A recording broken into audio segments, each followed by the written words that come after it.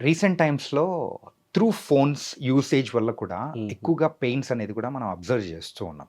అంటే ఈ thumb pains కానీ హుహు. అండ్ మీరనే ఇంతకుముందు మనం మాట్లాడుకున్నట్టు నెక్ పెయిన్ కానీ, so some kind of headaches అన్నీ కూడా వస్తూ ఉన్నాయి. సో దానిలో కూడా ట్రీట్మెంట్స్ మన దగ్గర ఉంటాయా? యాహ్! హెడ్‌ఏక్స్‌లో there lot of type of scope అనమాట. ఓకే. సో, హెడ్‌ఏక్స్‌లో అనేది ప్రైమరీ హెడ్‌ఏకా? సెకండరీ హెడ్‌ఏకా? హ్మ్. అంటే వాళ్ళకి లోపల ఆర్గానిక్ పాథాలజీ ఉందా? ఓకే. ట్యూమర్ గాని ఆర్ న్యూరో డీజనరేషన్ వల్ల పెయిన్ వస్తుందా?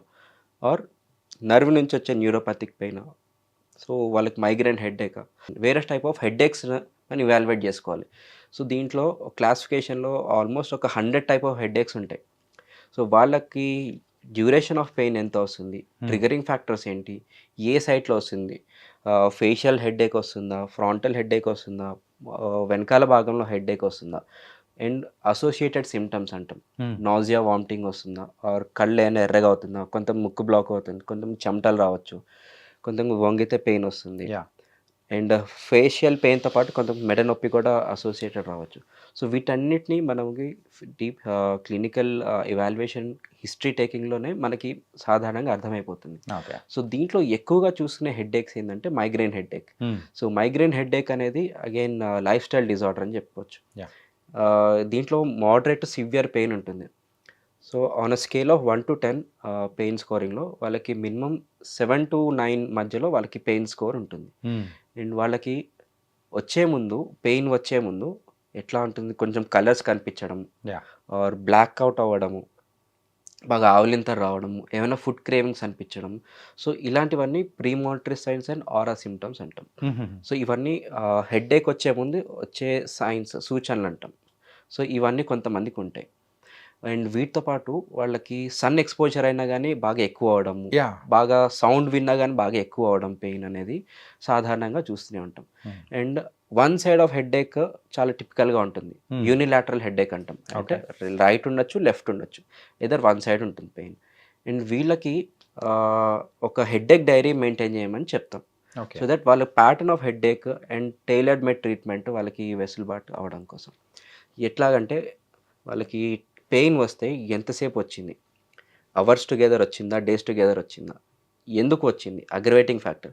అంటే ఎందుకు ఎక్కువవుతుంది అంటే కొంతమందికి టైంకి ఫుడ్ తినకపోయినా వస్తుంది. Right. Or excess of food తీసుకున్నా గూడా పెయిన్ వస్తుంది. అండ్ ఇంకొంతమందికి సడెన్‌గా వాళ్ళకి సౌండ్ విన్నా గాని, విన్నా లైట్ గాని. ఎక్స్‌పోజర్ అయినా గూడా పెయిన్ అగ్రవేట్ అవుతుంది. ప్రాసెస్డ్ ఫుడ్ తిన్నా. కొంతమందికి పర్టిక్యులర్ ఫుడ్స్ కొన్ని పడవు. లైక్ డైటరీ ఫుడ్స్, హ్మ్. చీజ్ గాని, పన్నీర్, ఈ మిల్క్ ప్రొడక్ట్స్ తోటి గూడా అగ్రవేట్ అవుతుంది. సో, ఇలాగ వాళ్ళకి ఏది వల్ల ఆహ్, అగ్రవేట్ అవుతుంది అండ్ రిలీవింగ్ ఎంత డోసేజ్ డోలో గాని పెయిన్ కిల్లర్ ఎన్ని సార్లు ఏసుకోవాల్సొచ్చింది? హ్మ్. ఎంత డోసేజ్‌లో ఏసుకోవాల్సొచ్చింది? అవన్నీ మనకి హిస్టరీలో హెడ్‌ఏక్ డైరీలో మెన్షన్ చేయాలనమాట. సో దట్ మళ్ళీ వాళ్ళు ఒక 1 మంత్ ఆర్ 2 మంత్స్ వచ్చినప్పుడు మనకు వాళ్ళకి పర్ఫెక్ట్ ట్రీట్మెంట్ ఇవ్వడం జరుగుతుంది. సో, అంటే మనం ఈ అక్కడ డయాగ్నోసిస్ చేయడానికి గూడా ఈజీగా ఉంటది. క్విక్ రియాక్షన్ అనేది కూడా మనం యాహ్! ఇవ్వచ్చు. సో, యూజువల్లీ పెయిన్ డ్యూరేషన్ అనేది 1-4 డేస్ ఉంటే ఓన్లీ అబార్టివ్ మెడికేషన్. హ్మ్. లైక్ పెయిన్ వచ్చినప్పుడే పెయిన్ కిల్లర్ ఇన్‌స్టంట్‌గా రిలీఫ్ ఇవ్వడానికి ఇస్తాం. మోర్ దాన్ 3-4 సివియర్ పెయిన్ ఉంటే ఆర్ 4-14 ఎపిసోడ్స్ పర్ మంత్ ఉంటే వాళ్ళకి ప్రొఫైలాక్టిక్ మెడికేషన్స్ ఉంటాయి. అంటే హెడ్‌ఏక్ రాకుండా ఉండడానికి బాడీలో పెయిన్ థ్రెషోల్డ్ ఇంప్రూవ్ చేసుకోవడానికి పెయిన్ తట్టుకునే విధం ఇంప్రూవ్ చేసుకోవడానికి వాళ్ళకి ప్రొఫైలాక్టిక్ మెడికేషన్స్ ఇవ్వడం. హ్మ్. ఆర్ ఎక్కువగా ఉంటే వాళ్ళకి ఇంజెక్షన్స్ థెరపీ గూడా ఉంటుంది. కొన్ని గ్యాంగ్లియా అని ఉంటది. నర్వ్ బ్లాక్ చేసుకోవడం గానీ, ఆర్ బోటాక్స్ ఇంజెక్షన్స్ అని ఉంటాయి. యాహ్! సో, వీటి వల్ల మజిల్స్ రిలాక్స్ అవుతుంది. పెయిన్ తట్టుకునే శక్తి గూడా పెరుగుతా ఉంటుంది. సో, హిస్టరీ టేకింగ్‌లోనే మనకి 90% ఆఫ్ టైప్ ఆఫ్ హెడ్‌ఏక్స్ అనేది తెలిసిపోతా ఉంటాయి.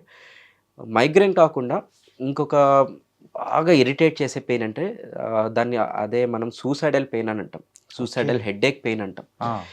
ఎంత తీవ్రత పెయిన్ అంటే చాలామంది ఒక ఇద్దరు పేషెంట్స్ అయితే సార్ మీ దగ్గర రాకపోతే నేను ఆల్మోస్ట్ హుస్సేన్ సాగర్‌లో దూకుదాం అనుకున్నాను.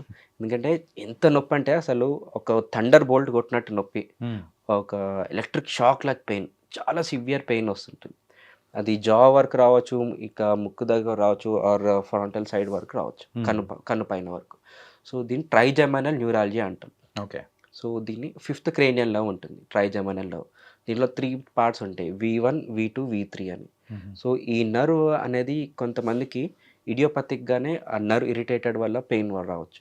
ఇంకొంతమందికి వాస్కులర్ లూప్ ఇండెంటేషన్ అంటాం. అంటే లోపల మెదడు దగ్గర చిన్న రక్తనాళాలు ఉంటాయి. ఆ రక్తనాళం ఏదైనా నర్వ్ మీద కంప్రెషన్ అయితే severe shock kind of pain మనకి షూట్ అవుతూ ఉంటుంది. సో దీన్ని ట్రైజెమినల్ న్యూరాలజీ అంటాం. సో ఏజ్ ప్రకారంగా వాళ్ళకి ట్రీట్మెంట్ అడ్వైస్ చేయడం జరుగుతుంది. కొంతమందికి ఫిట్‌గా ఉన్నారు, బాగున్నారు అంటే వాళ్ళకి సర్జరీ అడ్వైస్ చేయడం జరుగుతుంది. మైక్రోవాస్కులర్ డీకంప్రెషన్ అని. ఆపరేషన్ లేకుండా మన దగ్గర వేరే ట్రీట్మెంట్స్ ఉన్నాయంటే రేడియో ఫ్రీక్వెన్సీ అబ్లేషన్ అంటాం. Okay. So this is again image guided fluoroscope machine ఉంటుంది. సో ఒక చిన్న కెనాల్ ఉంటుందన్నమాట. బ్రెయిన్ స్టెమ్ నుంచి మన బేస్ ఆఫ్ ద స్కల్ వరకు చిన్న కెనాల్ ఉంటుంది. ఫోరామన్ ఓవెల్ అని.